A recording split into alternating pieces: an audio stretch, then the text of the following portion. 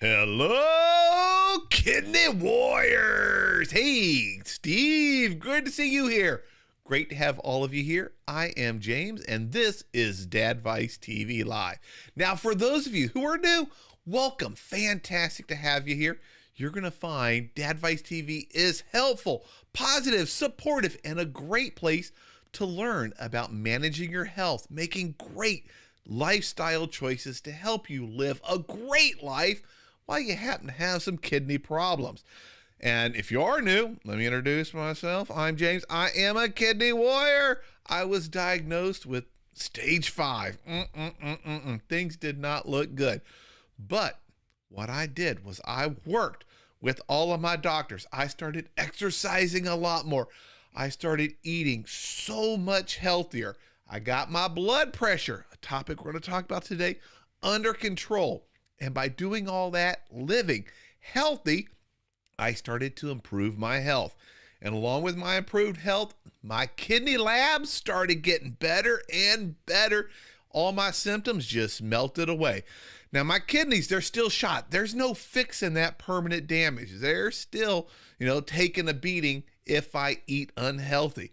But by eating healthy, by living a great, healthy lifestyle, I have been able to reduce the burden and improve my health and continue living great with kidney disease. Now, tonight, we're going to talk about one of the best things that you can do to help your kidneys stay healthy, and if they're not doing that great, maybe even regain some of your kidney function, and that is managing your blood pressure, understanding how the things you eat impact your blood pressure, keeping it under control. Your blood pressure is critical to living a healthy lifestyle. Now, to talk about this from Plant Powered Kidneys, we have a great dietitian. You guys know her. You guys love her. Please welcome Shelby. Hey, Shelby. Hi everybody. Great to be here. So just to introduce myself, my name is Shelby Anderson. I'm one of the registered dietitians at Plant Powered Kidneys.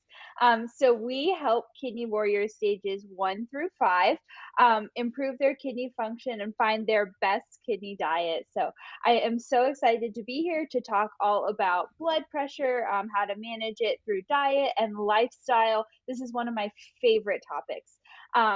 A little about my history and my experience. I used to be a cardiac rehabilitation dietitian as well. So I love talking about the heart as well as talking about kidneys too. So I'm really excited to be here with everyone tonight. Awesome. And one of the important things about our heart and about blood pressure with kidney disease is our kidneys help regulate the fluids and help manage our blood pressure. And when they start getting damaged, it becomes more difficult to regulate our blood pressure, which then causes more damage, making it even harder. It's this downward spiral. So blood pressure is so important. And I wish I would have known that early in my life. But I'm glad now I understand it, and I've got my blood pressure under control. So let's kind of go back to the beginning. What is blood pressure? For those that, maybe they're new, and I don't want to confuse them. Like, James, you're talking about all this medical stuff. My doctor used those same words. I don't know what he's talking about. What is our blood pressure? So the blood pressure is actually going to be the force exerted against those artery walls. So basically, it's the pressure that we put on those artery walls. And so it's normal to have a blood pressure, but a lot of times that blood pressure can get higher and higher. So over time, with different conditions, with different lifestyle choices, that blood pressure can kind of creep up. And so one of the reasons why it's so important to, know your blood pressure, to monitor your blood pressure, is that over time, having high blood pressure can lead to, some pretty serious health problems. So it can increase your risk for heart disease. It can increase your risk for kidney disease. There's a whole lot of things that can happen when you have high blood pressure, especially for a long period of time. So that's why we want everybody to be, aware of your blood pressure readings, and then aware of what you can do to help keep that blood pressure within a healthy range. And what is a healthy range for blood pressure? So right now it's 120 over 80 or less. So that is what is considered a healthy blood pressure range. And so I do want to note that sometimes your blood pressure will change throughout the day. Um, so it might be higher, at one point in the day, it might be lower at another point in a day, but we're talking about elevated blood pressure over an extended period of time. So that's what we call high blood pressure or hypertension. Yep. And how do we treat high blood pressure? If I've got high blood pressure, what likely is going to happen to help me manage that? So there's a lot of things that you can do. So your doctor will be the one to, diagnose you with high blood pressure or hypertension. So that's going to come from your doctor. And then from there are a couple different things that you can do. So you can talk with your doctor about, a medication regimen that's going to be appropriate for you. So medication is one way that we can approach it. And then we can also approach it through lifestyle changes. And so some of that is going to be, diet. It's going to be exercise. It's going to be managing stress. It's going to be, um, getting rid of some not so great habits like smoking or, excessive alcohol consumption. So those are all things that we would look at when we see that, somebody has high blood pressure. So those are the things that we would do to help, reduce your blood pressure, get your blood pressure into a normal range so that you don't have those serious health conditions develop over time. Yeah. And for me, I take, oh my goodness, a bunch of blood pressure medication every day. Um, and one of the things I did not understand at the beginning was there are some common blood pressure medications, but they may not work for everyone. And for me, my kidneys were so damaged, my doctors had to, oh, they were tweaking for about a month, changing the amount, which pills I was taking, the timing that I was taking them. And we finally got a combination that works for me. And everyone I've ever met, when we kind of compare notes on medications, no two of us are the same. It seems like if you have just a little high blood pressure, you might just be on one or two pills and it might be common. Mhm. But when it gets really complicated, woo, those doctors have quite a bit of a job trying to find that right combination for you. Exactly. Yeah. It's finding that right combination. That's the key, for the individual. So, um, a lot of times people, like you said, will you'll compare, your different doctor approaches to how they wanted to take care of your high blood pressure with medications, and everybody's going to be a little bit different. So that's why it's so important to really understand the approach that your healthcare team wants to take and be a part of that. Um, about a part of that planning process, so that you know exactly why they're doing what they're doing, why they're recommending certain dosages, certain medications. So that's super important. Yeah, and staying on the topic of medication for a brief moment, one of Hmm. the side effects of one of my medications that actually got turned into a very amazing benefit was one of them made me extremely tired when I would take it. Um, if I would take it like 11 a.m. in the morning, like before lunch, come 1 o'clock, I was fighting with all my might to stay awake. It was very difficult. And I talked to my doctor about it. I said, I know I have to take this medication, but I just can't continue my job because it makes me sleepy. And what he did, which turned it into a benefit, was I now take that medication at night, about an hour before bed. Oh, let me tell you something.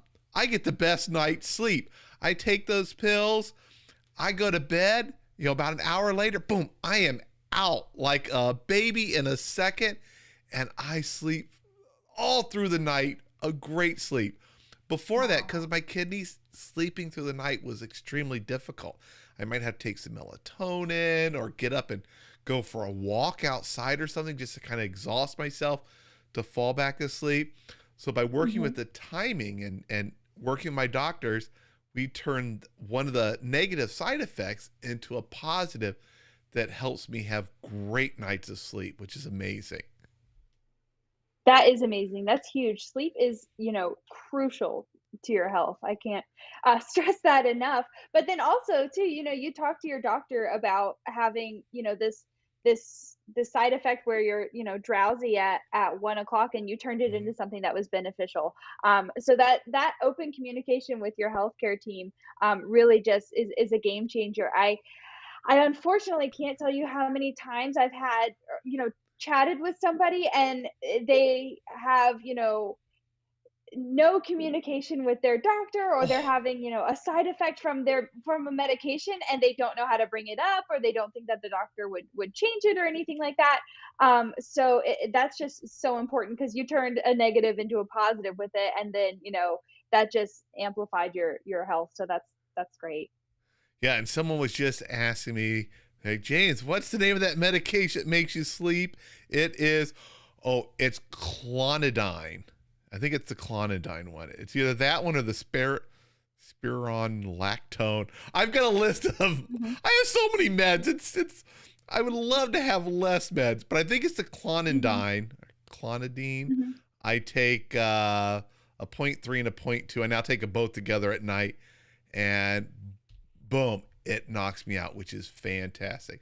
Now, I Hmm. try to take as little medication as possible, and a lot of us, we don't like Hmm. taking those pills, especially when we Hmm. get up in the morning and our breakfast is a whole bunch of pills. What are things we can do for managing blood pressure outside of the medications that our doctors may prescribe for us? Absolutely. So one really important thing that you can do is improve your diet. So diet plays a huge role in blood pressure management. So for years and years and years, scientists and researchers have been studying the effects of diet on heart health and blood pressure. And one topic that commonly comes up is sodium. Mm-hmm. So sodium is super important when it comes to blood pressure management. And so we can talk more and more, and I can talk hours and hours about sodium. But getting a healthy and appropriate amount of sodium, as well as improving other aspects of your diet, is one way that you can, improve your blood pressure, which in turn can help, improve your kidney health.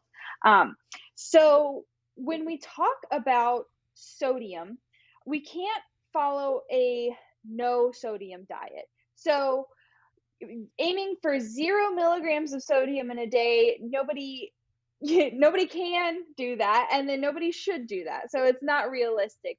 So we're really aiming for, like I said, a healthy and an appropriate amount of sodium. So we're aiming for, the American Heart Association just came out, with their new recommendation, and we're kind of leaning towards 1,500 milligrams in a day or less as an ideal limit. Um, they have said like a healthy amount is around 2,300 milligrams in a Mm-hmm. day, but again, moving towards that ideal limit of 1,500 milligrams of sodium in a day. Um, Most Americans get way, way more than that. Yeah. So most Americans get, over 3,000 milligrams, higher than that. So we're not doing a very good job of not consuming, a lot of salt. So Mm-hmm. most people are pretty far away from that 1,500 milligram ideal limit. So I think I think I was reading on the American Heart Association's website. Even a 1,000 milligram reduction in your sodium intake, it has been shown to have beneficial effects. So even if you can cut down on sodium just a little bit, Yep. you're helping out your blood pressure, and then in turn helping out your kidneys too. So that would be, the first thing that we talk about when we talk about controlling blood pressure. And where are these big sources of sodium that we're consuming? I know where they are, but let's Mhm. where are they so we can let everyone else know? So the biggest sources of sodium are going to be our packaged and processed foods. And we can go into, more details about, how much sodium, what counts as a packaged and processed food, because sometimes that can be kind of confusing.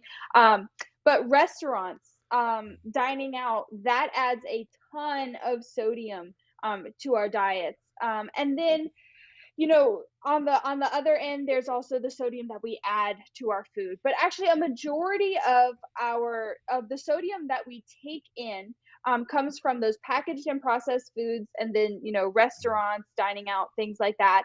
And then after that, it's the salt that we add to our food. So I would say about 90% of the sessions that I have with people, the number one thing they say is, well, I don't add salt to my food, or I don't add, I don't use the salt shaker. And that's fantastic. We're not encouraging that by any means. But the bigger sources are going to be those, again, packaged and processed foods, and then restaurants as well. So when we say packaged and processed foods, big sources of sodium with those types of things are going to be things like deli meats, cheeses, things like crackers, soups, frozen meals, things like that. All of those are jam packed with sodium. That's because sodium is, one, it tastes really good. So we all usually like sodium. And then two, it is a preservative. So it can help keep those foods a little bit more shelf stable for longer. So it makes them last longer. So that's, another reason why we might add, or they might add sodium to a food.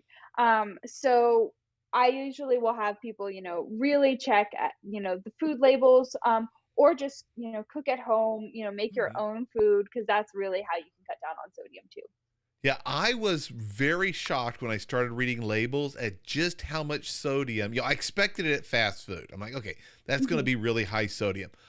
But canned soup, oh my, even the ones that'll say lower sodium, it's lower than a mega dose. It's still a whole bunch in many of them. And they'll say this one little can is 2 servings. And you're looking and you're like, whoa, that sodium's really double that amount. It is just scary how much is in foods that you may think are healthy. And a lot of those cans are even labeled healthy. Right, exactly. So there's a lot of marketing that goes into, food labels and things like that. So, people are becoming a little bit more health conscious, and that's fantastic. And so manufacturers and marketing and all that kind of stuff, they're becoming aware that more people are health conscious. And so, they're starting to put like more health claims on the front of foods and things like that. But we have to kind of be able to, uh, go through those claims and really decide what's healthy and what's not. So usually I'll have people just go ahead and turn it all the way back to the food label. So pretty much kind of ignore what's on the front, and really just get to the facts, get to the nutrition label, and really decide for yourself if it's going to be a healthy product or not. So when you are looking at a food label, like a good rule of thumb for like a singular item is aiming for 140 milligrams or less per serving. So that's what I have people kind of, base their decision off of. So for example, if you get a container of crackers, if you turn the package over and you look at the food label, first thing that you'll do is you'll look at the serving size. So one, you'll make sure that serving size is going to be realistic. So like you were saying, if it's 2 crackers, that's not realistic. Not realistic. You're not going to eat that. So I think I saw one pack of crackers, and I think it was like 4 crackers, like 4 or 6 crackers or something like that. And in my head, I was just like, nobody's gonna eat that little. But I hope those are big crackers, giant ones, not little ones. Hopefully. They were the little ones too. I was like, that's crazy. But one, look at the serving size and then make sure that serving size is realistic. So if realistically you're going to eat double what the serving size is, then make sure that you double everything on the food label. So one, you'll look at that serving size, and then when you go down to sodium, 140 milligrams or less is what we're aiming for per serving. So that's how you would know that something is low sodium. So that's kind of what you can base your decisions off of.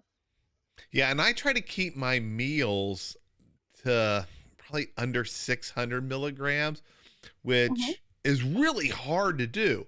Because I saw at the store, there's a Hungry Man TV dinner. I love just looking at labels. It's shocking the things I used to eat. And it had over 2,400 milligrams in that one little meal. And One meal. it's a big meal for them, but it wasn't that big. It's a TV dinner. You microwave it, you eat it, and you're probably going to want some snacks too, because it's not that big. But yeah, just one over a day's worth of sodium in that one little tiny thing. Crazy, crazy. It's just amazing how it adds up and how um most people are used to that level of salt in their foods, you know? Hmm. So it's not it's not overly salty to have that much, to have a whole day's worth of salt in an entire meal. Yeah. That's really not uncommon for anyone. So, um, yeah, for meals, we're looking for 400 to 600 milligrams of sodium. And while that sounds like a lot when we say it, it's really easy to have that add up. So it's actually, a pretty low goal for that in an entire meal. But that's kind of what we're aiming for. So there are a few, frozen meals out there that are Hmm. lower in sodium, but even then I wouldn't classify them as like low sodium, but they might be okay options every once in a while. So it's really just, looking at that food label. And then again, for meals, we're aiming for 400 to 600 milligrams. So if it does fit in within that range for sodium, it might be an okay choice. Yeah. And I used to be the kind of person that when I got food, the first thing I did was not taste it, but add salt. I had that salt Oh, shaker okay. ready. That's what I Uh-huh. used to be. And to Mhm. help me wean off of that, my doctor said, get rid of the salt shake. Anything you can shake and salt falls out of, get rid of. And he had me get a Mhm. grinder so that I had to take Oh. time and effort and realize, oh, I'm adding sodium every time I spin it. And that was very, very helpful. But then it brought up a big question of what's the best kind of salt for me? And let me tell you something, I put so much effort into researching salt. Mhm. And I'd like to hear from an expert what you think about the salt. There's so many different kinds that we can Mhm. buy. The sea salt, the pink Himalayan sea salt, Mhm. Redmond salt, which is a brand of some kind of salt. All these other Mhm. salts. Is there one that is better than the other when it comes to managing our blood pressure and eating healthy? Um, well, so let me kind of rewind and talk a little bit about the difference between salt and sodium, because a lot of times we use them interchangeably, but there's Hmm. actually like a little bit of a difference. So sodium is the mineral. So it's the natural mineral that we find in the earth, and then there's salt, and so salt has sodium in it, but it'll also have chloride in it too. So it has two different minerals in it, but salt contains sodium. And so there are new salts and types of salts coming out that have different levels of sodium in them. And so what what people kind of get hung up on is the different levels of sodium in the different types of salt. So I wouldn't go as far to say that one type of salt is better for you or healthy by any means. Um, but there are different levels of sodium in different salts. Hmm. So that part is true. Now, when we talk about the health benefits of these different salts, um, really the sodium levels, they're different, but they're not that different. So table salt, just to kind of give you, an idea, about a fourth of a teaspoon has 580 milligrams of sodium in there. Um, and then your sea salt in a fourth of a teaspoon has about 500 milligrams of sodium. So in the grand scheme of things, that's not a huge difference. Right. So both of them contain quite a bit of sodium. And although the sea salt has slightly lower levels of sodium, it's still a lot of sodium in there. So you still need to be mindful of how much that you use. Um, one other point that, people will try to make too is that some different types of salts have different nutrients in them. So, for example, like magnesium, Mhm. some of them will have, other things in there compared to table salt. But I want to, remind people again that the levels of those nutrients in those different types of salt is very, very small and very low.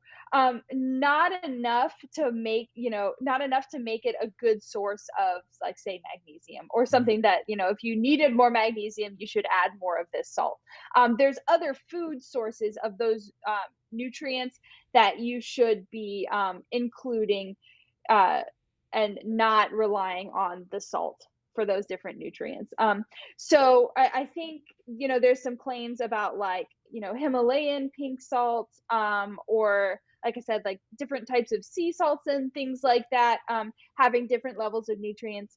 And again, they're just going to be very, very small levels of those nutrients, but really you should be focusing on getting those nutrients from your diet. That is the perfect answer. And that's exactly what my doctor told me. I was like, Mhm. Doc, I've done so much research, and this salt has a little bit of iron. This has this, this has this. He's like, do you know how little is actually in there? The word Mhm. trace means practically none. Yeah. He told me, pick one you like that you can get Mhm. and just go with it. They're really, in the Mhm. big scheme of things, isn't a difference. You just need to be mindful of how much you're Mhm. using and work Mhm. to reduce it so you're not getting so much. Mhm. Whether it's Exactly. Himalayan, whether it's regular sea salt, whatever it is, all those little trace nutrients are just tiny traces, and it doesn't matter in the end. No, no, definitely not, definitely not. Again, I mean, really, those trace nutrients, we need to be getting them from diet and food sources that are actually good sources of those nutrients rather than the salt that you use.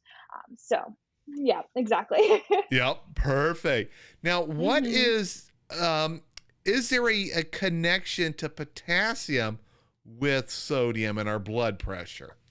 Yes, there is. So that's a great question.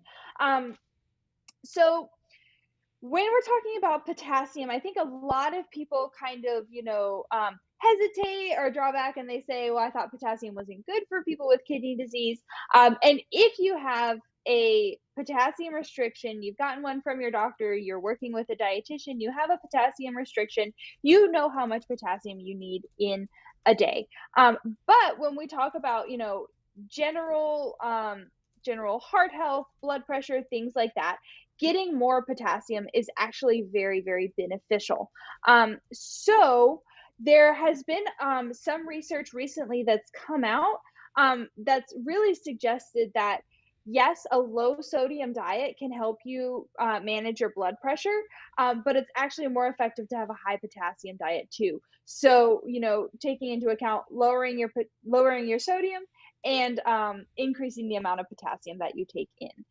So that is something that's really, really going to be beneficial for your blood pressure because the foods that are going to be high in potassium are going to be things like fruits, Hmm. like vegetables, nuts, those types of things that are um, generally very heart healthy anyways. They're going to be good sources of potassium, which again can help further lower your blood pressure. So if you're working with a doctor, you're working with a dietitian, and you have a potassium limit that you need to follow, absolutely stick to that potassium limit. But if you don't have that restriction, including more potassium in your diet can be very, very beneficial for managing your blood pressure and keeping it at a normal range. Yep. And I'm actually one of the lucky people that, I had extremely low potassium. Then I had a little Hmm. bit of high potassium for a while. Now it's Hmm. under control. So I get to enjoy things like bananas, avocados, and all those delicious foods that are considered higher potassium foods. Um, Hmm. Like I could not imagine having to restrict those. So I'm very thankful that I don't have to, and it's good for my heart. Exactly, exactly, yes. So, um, there are 2 sides to again, the blood pressure management is, and I like mentioning, like, including more potassium Mhm. rich foods too, because when we talk about making dietary changes, just like a little dietitian trick, um, it's easier to think about foods and habits and, things that you can add in to your diet rather than everything that you have to restrict. Because that's when it becomes overly restrictive or not fun or unsustainable. But if you're thinking about the foods that you can add in that Mhm. are going to benefit your health, that's a much, much better way of approaching your health, heart health, kidney health, all of it.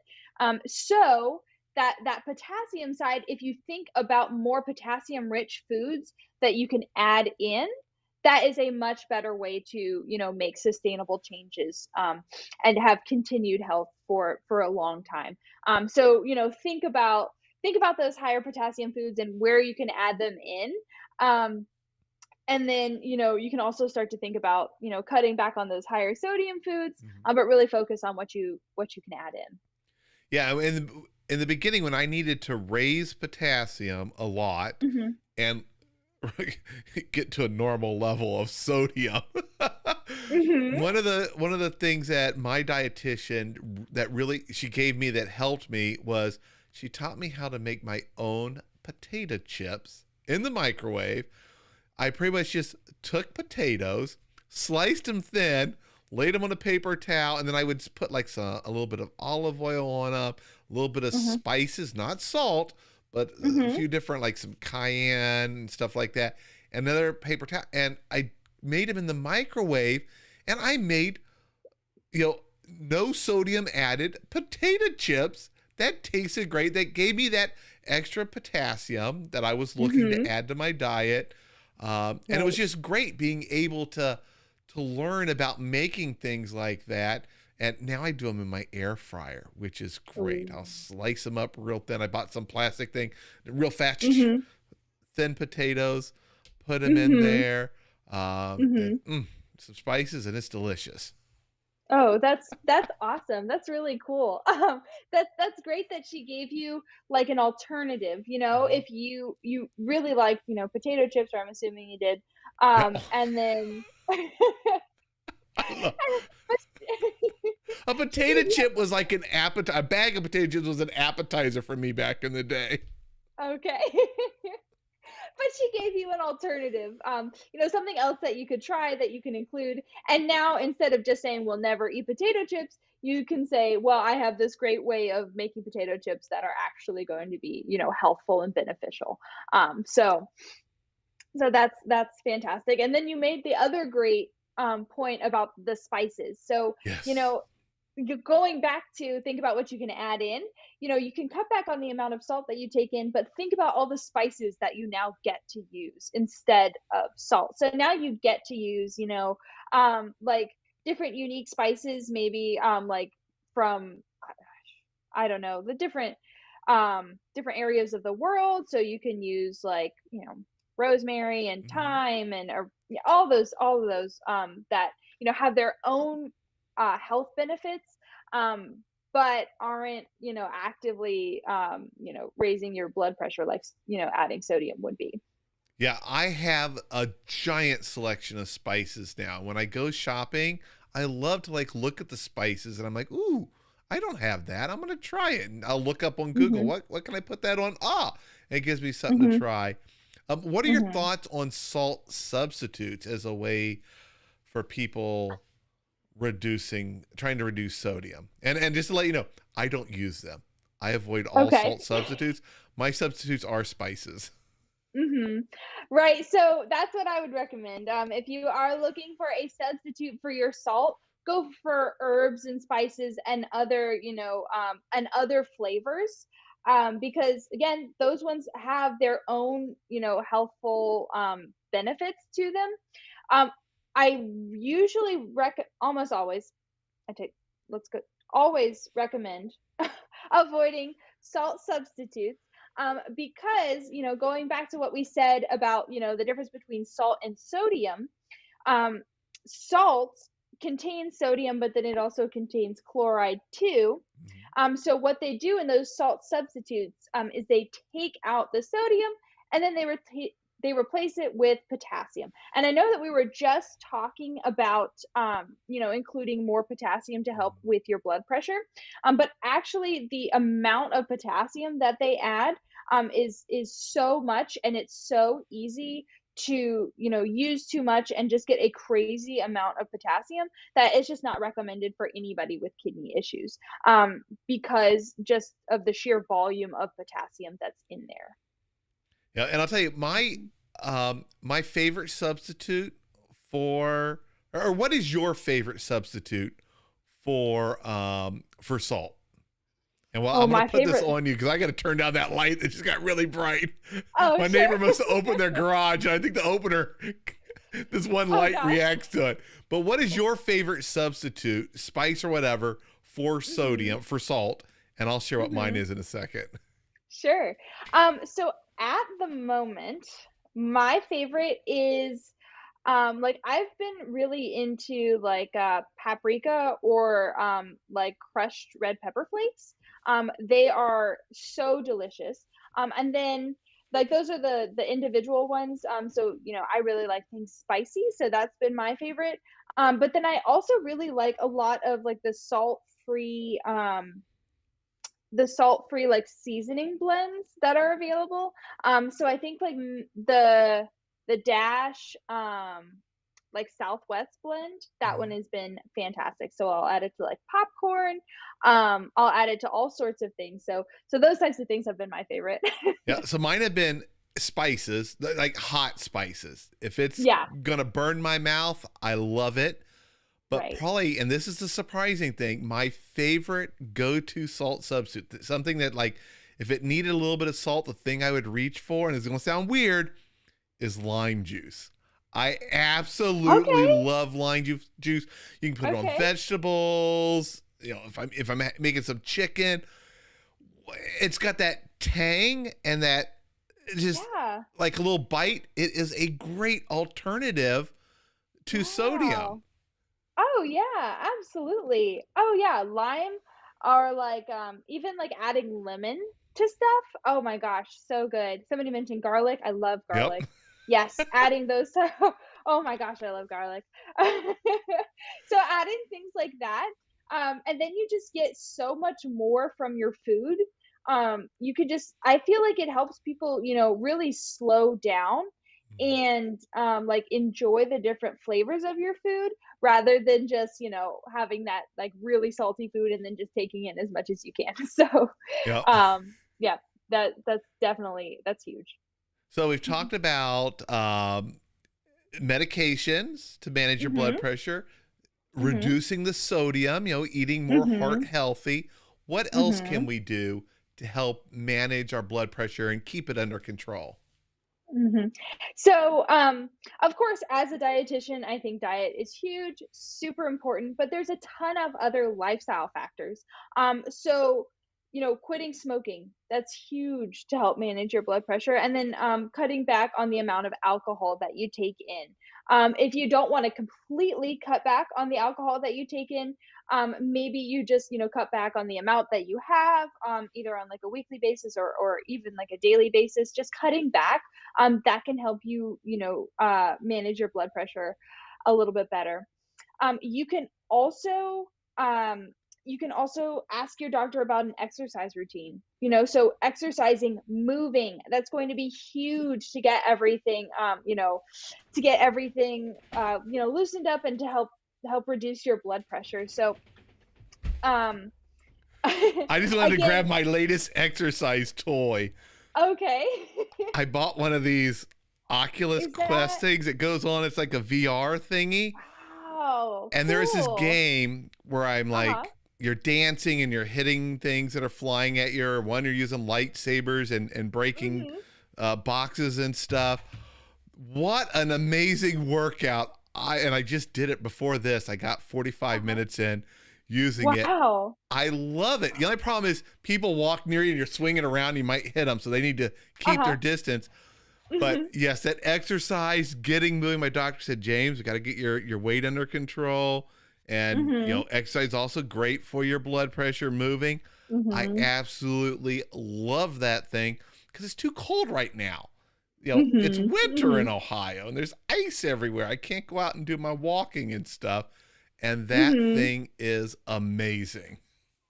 That's awesome. That's so great. And it's so, I think a lot of times people think of exercise as this like horrible thing that they like dread doing. Mhm. But when you find something really fun, that gets you excited, that is really where it's going to make a difference because that's something that you're going to stick to. And, exercise is only as good as, if you stick to it, if that makes sense. So, Exactly. It's just like the best diet is the one that you can stick to. Exactly, exactly. You can have this amazing exercise plan, but if you don't do it, then it's not gonna be helpful. Exactly. But exercise Um, is so good for blood pressure and for your heart. so good. So many Oh my amazing gosh, benefits from it. It's just so many. Yeah, absolutely incredible. exactly. And even, I think also when we think about exercise, a lot of people think of like, the 1 hour like crazy cardio Oh, workout that you have to do. It does not have to be like that. So it can be something that you enjoy. It can be that walk that you take. It can be, yoga, whatever type of movement that you enjoy. That's going to be the best exercise for you. One other point about, we talked about exercise, but then there's also, movement throughout the day. That's so important. mhm. And when we talk about movement, really that means, getting up, walking around, just being more active throughout the day, even if you're not, actively engaged in like an exercise. Yep. So, I used to be part of this like lifestyle class, and it was fantastic. And one of the things that we did, it was an hour and a half, Zoom class, that we were able to teach. But one of the things that we did was every 10 minutes we would have everybody stand up, and we would have them go touch three different walls in their house. And so even just that small movement of going to touch three different walls, and just getting up every 10 minutes, that really helped with circulation. That helped everybody, stay focused, increase their energy levels, all of those types of things. And it really, really made a difference. And so it just kind of emphasized how important it is to be active throughout the day too. So for example, if you have the option and you're able to, take the stairs instead of the elevator, Mhm. something like that, that's huge. Or if you can, walk up and down like the stairs in your house, once or twice, that's huge. Something else that you can do. If you can just, if it's cold outside and you want to just like take a lap around your house or do something to move, that's gonna be really, really helpful too. So that natural movement is something that I like to emphasize with a lot of people as well. Yeah, for me, throughout the day, I work from home. And Mhm. one of the little tricks I do is there's a restroom right next to my office. I don't use Mhm. it. I walk to Mhm. the master bedroom on the other side of the house to use that bathroom during the workday. So I'm at least Mhm. getting up, walking across the house, and then walking all the way back. And I've grown to actually enjoy shopping without buying anything. If my Okay. daughter's like, Dad, I'm bored, I'll say, Hey, you want to go to Target and look at stuff? Mhm. And she wants to look at everything, and I'm getting steps in, and it doesn't feel like Mhm. exercise or walking because you're Mhm. inside, there's all these things to look at. I absolutely love Mhm. that. And Jane and Bill has it Mhm. right. They said they've heard that sitting is the new smoking. You are Mhm. correct, Jane and Bill.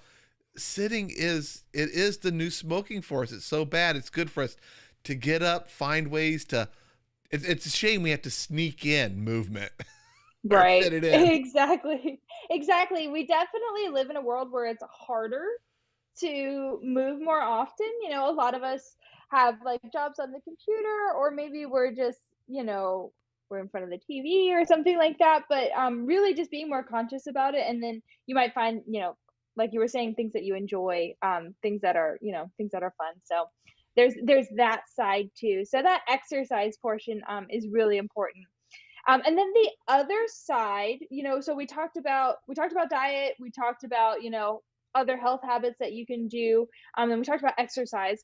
One thing that I have learned, as like I said, I was a cardiac rehabilitation dietitian, and one of the things that we emphasized was managing stress, Oh, and that is whew, huge.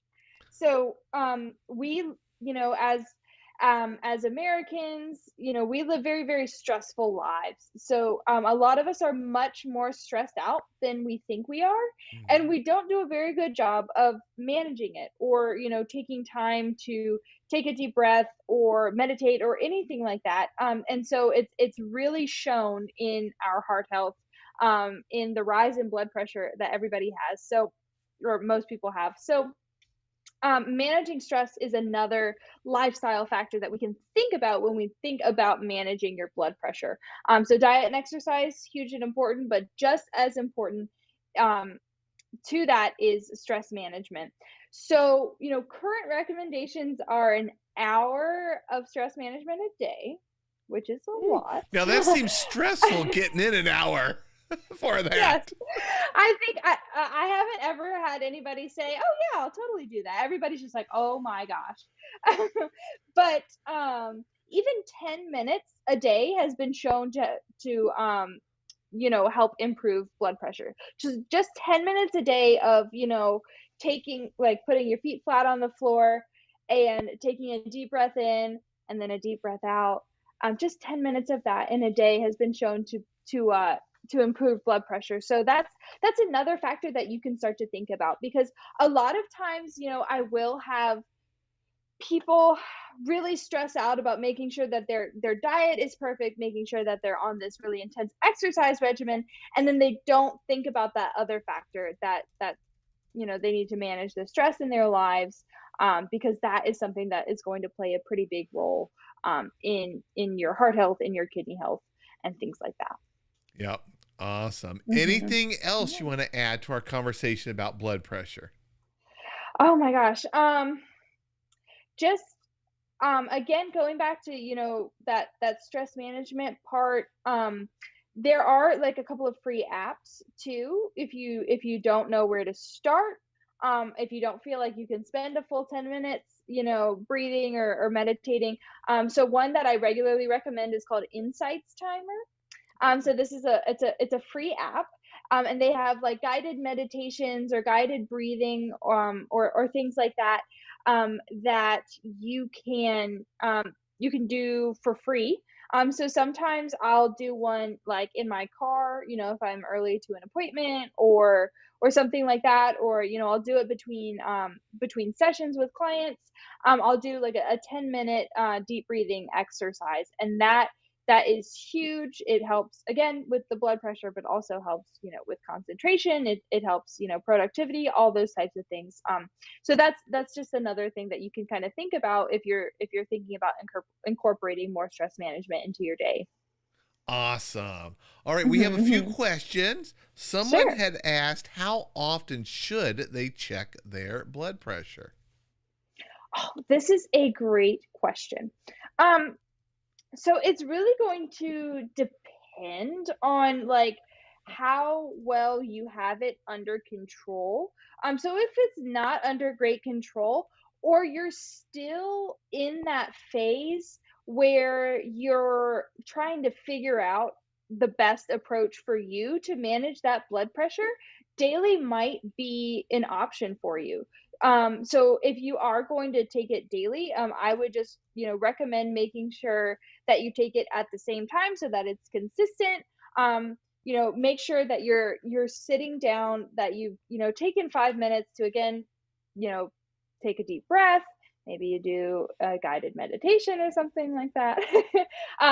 Don't drink caffeine products right before, and then take it consistently. Again, same time, every day, until you get it to a place where you are managing it pretty well. And then from there, you can talk to your healthcare team about, possibly taking it, maybe every day or maybe every other day. or maybe on a less regular basis. But I will say, while you're trying to figure out the best way to manage that blood pressure, daily might be an option. Yeah, and for in the beginning, I took mine daily, Mm-hmm. um, and now if I feel a little dizzy or something, and it's time for me to Mm-hmm. take my medication, my doctor has me Mm-hmm. take it, and if I'm already low, he allows me to skip my medication, but I have Mm-hmm. to take it again in the afternoon to make sure it's staying low. That has never Mm-hmm. happened for me. I used to have to take all those pills. Um, and I use, Right. a home unit. I have a couple of them, Mm-hmm. which makes it very easy because a lot of people, when they go to the doctor to get their blood pressure taken, it's actually Mm-hmm. higher. Why is that? Right. So there is there is that white coat, syndrome, where you get a little bit nervous, and then they take your blood pressure and then it's higher, and it's not normally that high. Or maybe you're late and you're rushing in and you haven't had time to like actually sit down, so your blood pressure is a little bit higher just because you've been, rushing in. So it can be higher at the doctor's office. It's not uncommon for me to hear like, okay, well, my blood pressure is normal at home, but every time I go into the doctor's office, it's high. So it can be that you get, a little bit nervous when you're going to see the doctor, or you've just been walking around or something like that. So when you're taking it at home and you're in a relaxed environment, that might be a little bit more accurate of a reading. Yeah, it's funny. I don't get the white coat syndrome from Mhm. blood pressure.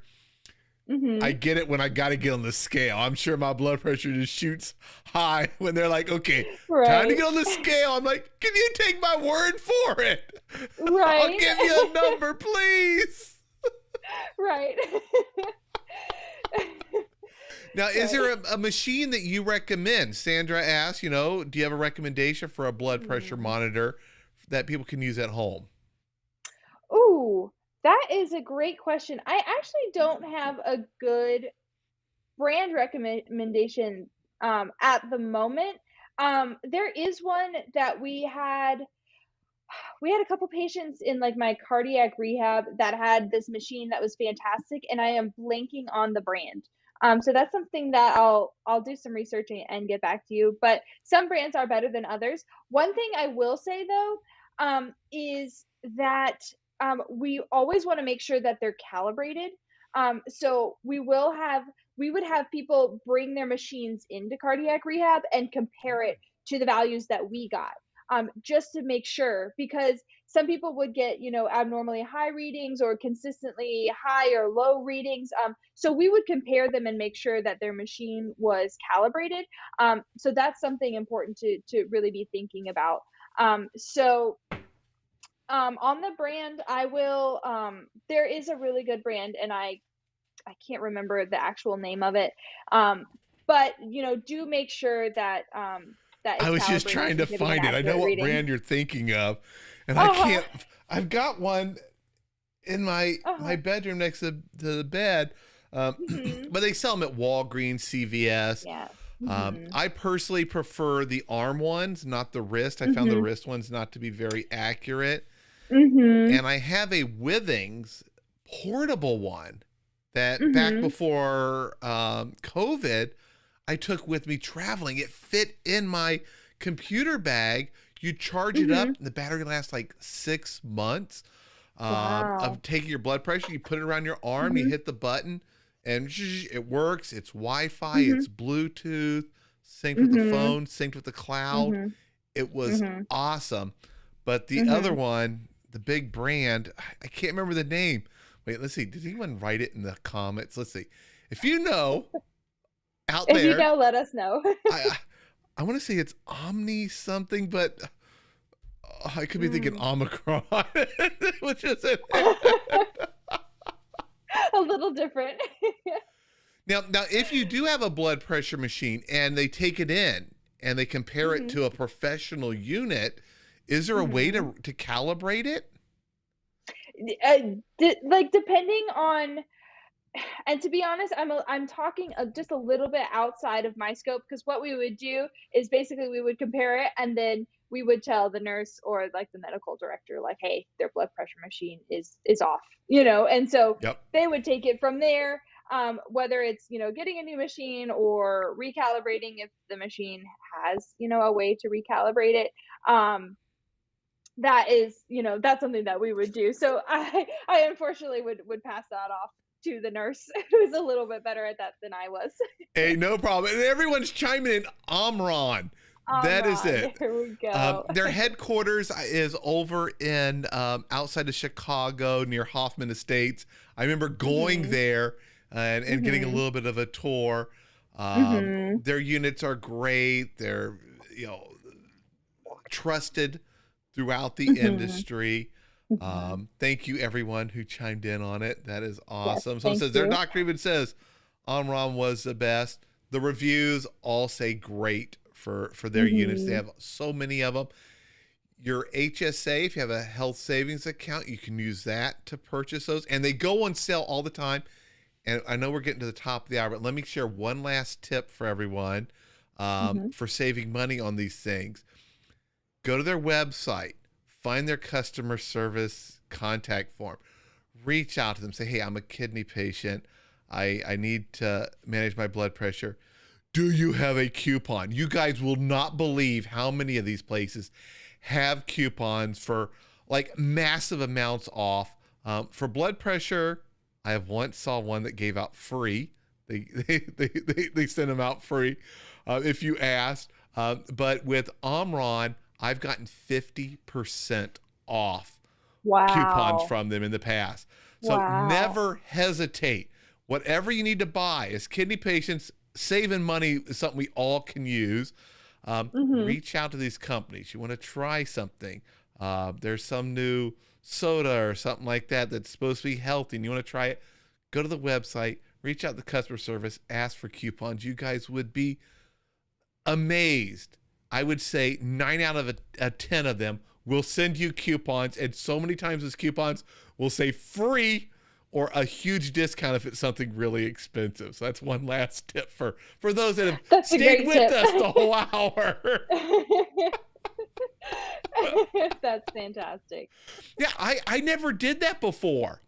And then I was like, hey, I'm going to ask. I don't want to try this, some new drink that came out, and I'd call, either call or email the manufacturer. They send me coupons all the time. And I was like, holy cow. And then I started realizing all these places do it. And I did it for the blood pressure. I reached out to Withings for my scale. I wanted a scale that had Bluetooth and everything. And they get expensive when they're really, really fancy. And Withings had a great program that, now I think I have 2 of them now. And I got one for my mom too. I'm like, hey, these are a great price now. Right. All right. So we are at the top of the hour. Any final comments you want to add for the audience? We didn't have a lot of time to get to a lot of the questions, but we got so much great information on things to do to help managing your blood pressure and staying healthy. Definitely. I mean, my last word of advice is, again, just think about everything that you can add in that is going to, help manage your blood pressure. So think about, ways that you can add in more stress management, ways that you can add in more fruits and vegetables, ways that you can add in more low sodium, packaged items, things like that. That is going to be just a game changer when it comes to making those sustainable changes. Awesome. And I want to thank you so much, Shelby. This has been a wonderful conversation. And I want to thank everyone out there for joining us tonight, giving us an hour of your time to talk about being healthy. I will be back tomorrow night. Dr. Rosansky is here tomorrow night. And then next week, I have Dr. Gibney here again. So we've got a lot of great stuff for the rest of this month coming up. There's even more shows after that. So everyone have a great, fantastic, and safe night. And I will see all of you in the next video. Bye, everyone.